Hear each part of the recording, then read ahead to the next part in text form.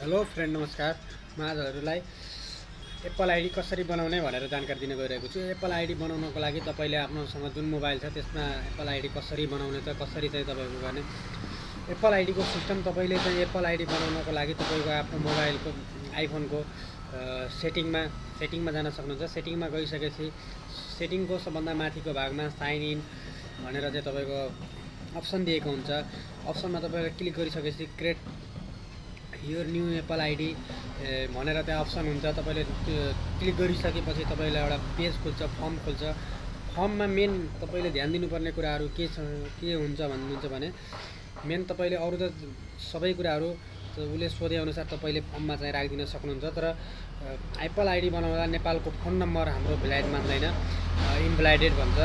र तपाईँले सम्पूर्ण कार्य प्रोसेस जान्दै पनि तपाईँको एप्पल आइडी बन्दैन। त्यो बेलामा तपाईँले एउटा कुनै ल्यान्डलाइन नम्बर हान्नुपर्ने हुन्छ एप्पल आइडी बनाउनको लागि। नेपालको फोन नम्बर हान्दाखेरि चाहिँ एप्पल आइडी एक्सेप्ट गरेको हुँदैन, फोन नम्बर एक्सेप्ट गरेको हुँदैन।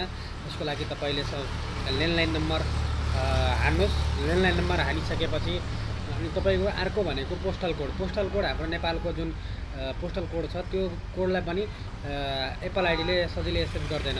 यसको लागि अब कुनै ठाउँमा तपाईँले पछाडि 0 थप्न सक्नुहुन्छ भने कुनै उसमा हकमा चाहिँ तपाईँले अगाडि एउटा 0 थपेर पोस्टल कोडलाई भ्यालिड गर्नुभयो भने अरू सम्पूर्ण फर्म तपाईँले भर्न मेन यसमा समस्या एप्पल आइडी बनाउँदाखेरि आउने भनेको एउटा तपाईँको पोस्टल कोड भइहाल्यो, एउटा फोन नम्बरमा ल्यान्डलाइन नम्बर हालिदिनुहोस्, पोस्टल कोडमा अगाडि या पछाडि एउटा 0 थपिदिनुहोस्।